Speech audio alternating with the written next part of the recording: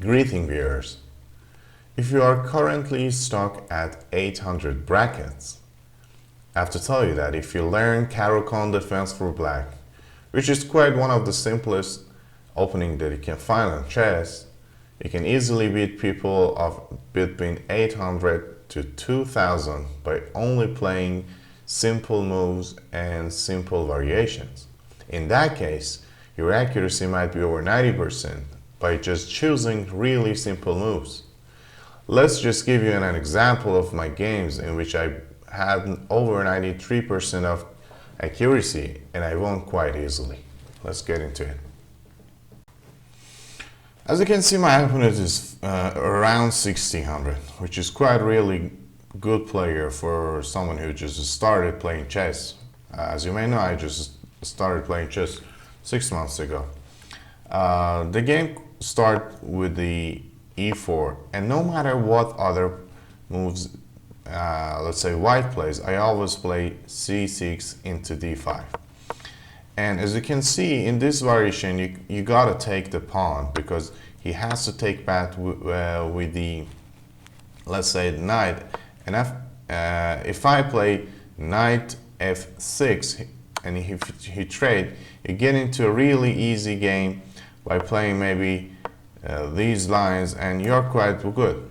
But on the other hand, if he didn't take and just went back, which he did in this game, you just keep your developing PC by putting the knight, the bishop behind this knight and pinning this knight.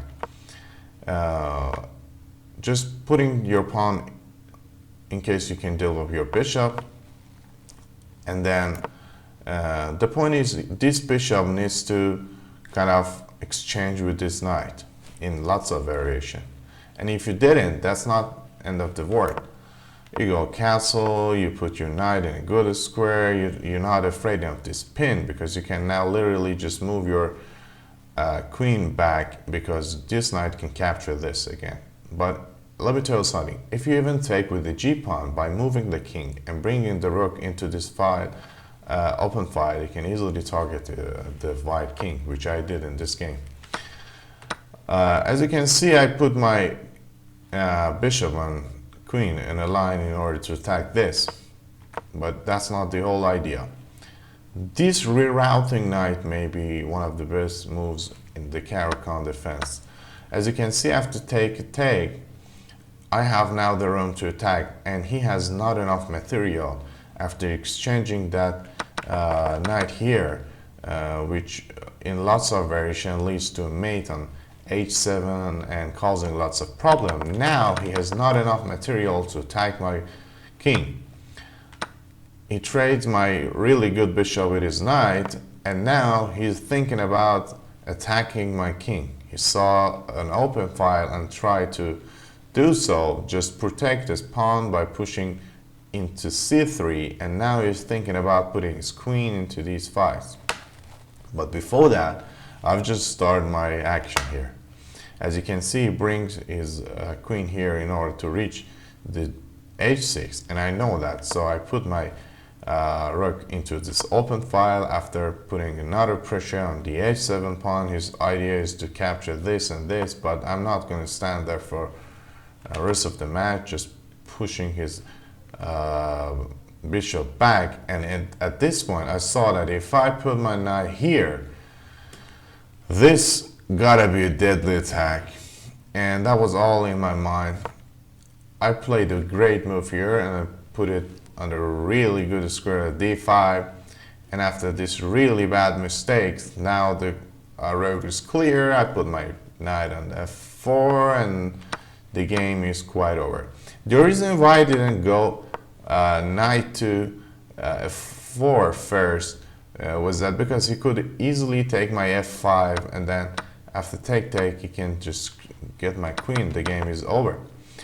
So I should exchange my queen here, as I did in the game. The point is, he cannot move anywhere, like for example h5, because after rook to g5, he's quite done, because I can just take, and if he takes back, I can go for another check here, which is deadly. For example, let's go here, rook f3 check, and then the game is over with this massive checkmate. So he has to take back. And as he did in the game, but the point is now I capture, I'm targeting this and this. And my opponent just resigned here after putting his bishop back, but it was really clear that I can't just take, and if he goes here, I can just put my other rook here, back down the road, and if you try to exchange some things, I can just easily capture this in order to attack this bishop.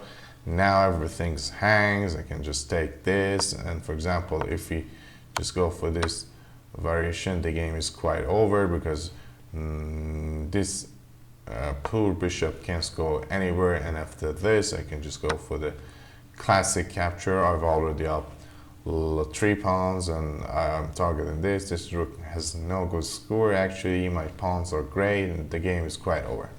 Hope you enjoyed this, and I'm not telling you to watch my videos in order to learn Caro-Kann, but just search into the internet if you're new to the game. As a friend, I'm telling you this because I've did this and I've reached over 400 rating by learning the Caro-Kann for the black. And if you hire a coach and do that, that's the best thing you can do in chess, because without a coach, you're not gonna be able to fight people who are absolutely learning this game by hiring a coach. So that's not gonna be an easy fight for you. Hope you enjoyed this video. Hope to see you again on my channel. Make sure to subscribe if you did, to give me energy for new videos. Goodbye for now.